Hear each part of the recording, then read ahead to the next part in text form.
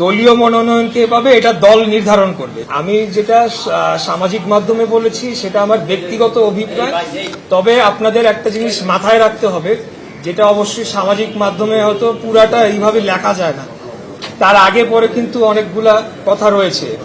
যদি দল আমাকে মনোনয়ন দেয় এবং যদি দল মনে করে যে আমি নির্বাচন করব এবং অন্য কেউ করবেন না, তাহলে পরেই আমি নির্বাচনে অংশগ্রহণ করতে পারি।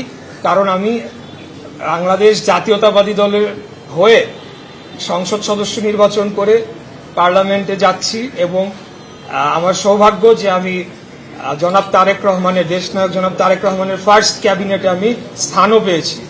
আর দ্বিতীয় যে বিষয়টি উত্থাপন করা হলো, যে আসলে প্রত্যেক সংসদ সদস্য যারা আছেন বা যারা মন্ত্রীরা আছেন তারা তো সংসদ সদস্য হয়ে দেন একটা মিনিস্ট্রির দায়িত্ব ওনারা পালন করেন।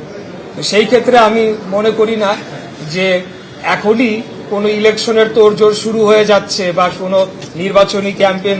এটা পরবর্তীতে, যেটা আমাদের মহাসচিব বলেছেন, স্থানীয় সরকার মন্ত্রী, যে পার্লামেন্টে ডিসাইড হবে এবং সবশেষে দলীয় মনোনয়ন কে পাবে এটা দল নির্ধারণ করবে।